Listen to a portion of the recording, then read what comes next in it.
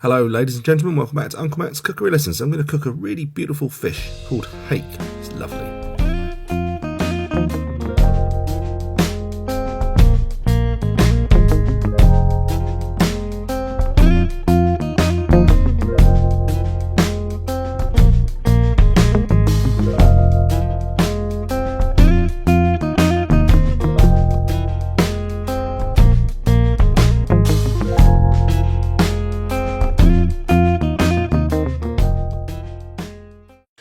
Hi, I'm going to make a dish with hake, very underrated white fish. I think it's part of the cod family.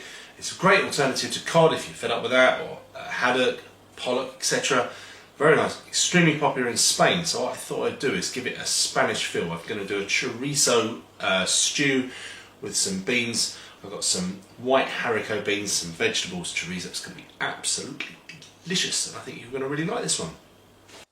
Right, to speed things along, I've pre-prepared all the ingredients, but as it says there on the screen, the full recipe is in the description, so feel free to go and have a look there. But there's the chorizo, and if I accidentally call it chorizo, I think it's a bit pretentious when English people call it that. I apologise. But anyway, that's the hake. So yes, part of the cod family, if you say. Now, hey, this is what I got. Same taxonomic order as cod, known as Gadifornes. There you go. Either way, it's beautiful, but it is very delicate, so I'm really carefully just checking to see if it's been scaled, but surprisingly, actually, they've taken off most of them, but there's always a few on the edges, so I just like to just very, very delicately run my knife against the nap of the scales, and then after I've done that, I like to put it all back in place, because I think it looks nice, and I'm a bit of a pedant like that. So just give it a dab down, treat this fish with respect. It's back in season now. It's really lovely, but you can see how delicate and soft it is. To treat it like a lady, very gently. What I'm doing there is just checking to see if there are any pin bones left in it, and they took those out as well. Well done, fishmonger. I'm going to score this thing now, and that just means just cutting, only just breaking the skin. It makes it look nice, but it also serves a purpose when you are cooking this, pan frying it. It's less likely to curl up. But all I do is sort of pinch the flesh together to create a sort of proud lump, and then just run the sharp knife. I'm only going a couple of millimeters into the flesh. Don't cut too deeply. Those are done. Leave those to the side while we wait for the autofocus to correct itself. Come on. We're going to make this sort of Spanish-inspired stew, because I couldn't find a classical name for this, but there goes the chorizo first. Always put the chorizo in first. See, I called it chorizo already. Put the chorizo in first, let the spices, the paprika, leak out of it. It's going to just flavour and colour. Followed after just a couple of minutes by the other ingredients. I've got carrot, celery, onions, garlic. That was the stalks of the parsley went in. The top parts of the parsley I'm waiting until later. Parsley being my favourite herb. And just over a medium lowish heat, just stir this away, keep it moving, don't let it burn. We're not after colour here, we're just after softening those vegetables, getting all those flavours fully acquainted with each other like they are. It's time for some vino. Obviously Spanish wine would be ideal. It probably wasn't, it was just whatever was in my fridge. And yeah, just simmer that for a little while. Let the alcohol cook out. You don't have to set fire to it or anything, you probably wouldn't be able to anyway. But I just have a taste, and when I think that it's the raw edge of the alcohol is gone, in with the tomatoes, swill out the can with a bit of water, and that is some fish stock previously made. If you want to see how I make fish stock, I did quite a long-winded version where I did a whole sea bass from scaling, gutting, filleting, making stock, everything. It's quite long-winded, but if you find it useful, I will put it in the description. A bay leaf goes in there, and that can simmer away now for a little while. There's no rush, but it shouldn't take too long. Near the end, those are tinned cooked beans. Those white haricot beans. I wanted to get butter beans because I thought that would be more traditional, but I couldn't find them. You know what it's like nowadays when you're shopping, you get what you get. And of course it's me, so tons and tons of black pepper after I've had a taste. Just the salt levels. I didn't put any salt in the beginning because the chorizo is salty. You never know. So leave that to the end. It's done now. Basically, just going to put that on a very, very low heat at the back. The fish, it's not going to take long to cook, although I am going to cook this on a very, very low heat.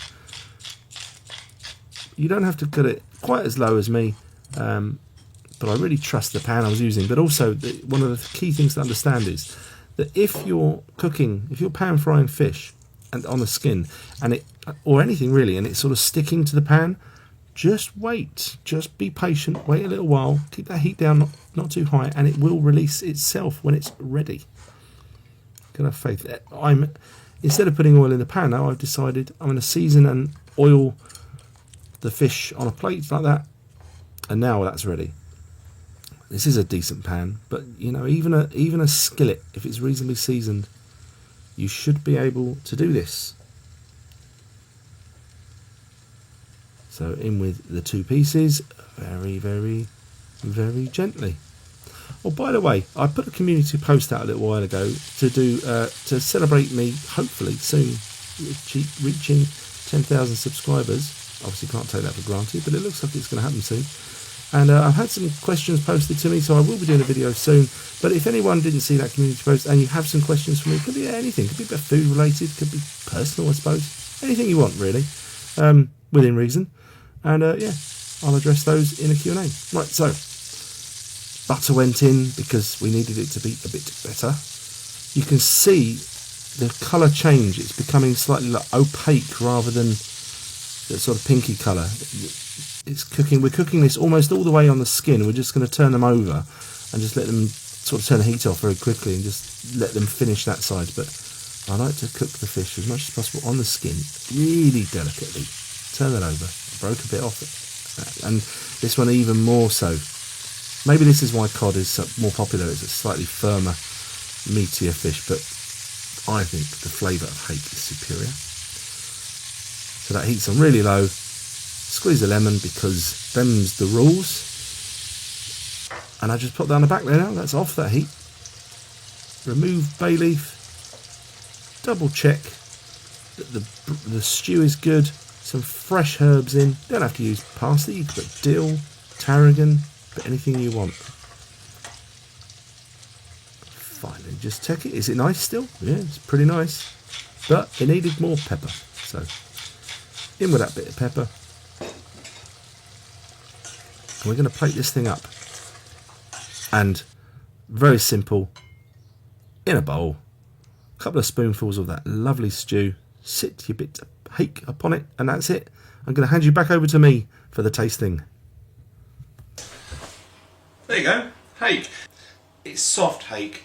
It's a lot softer than cod. The flavour.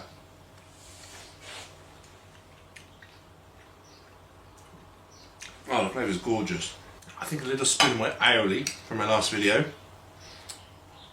Maybe I can just sort of put it on the side and mix it.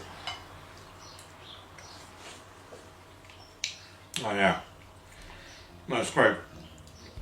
Anyway, so if you fancy having a go at that, hake with a Spanish style chorizo broth or stew, let me know how you go on. Anyway, see you soon. Bye.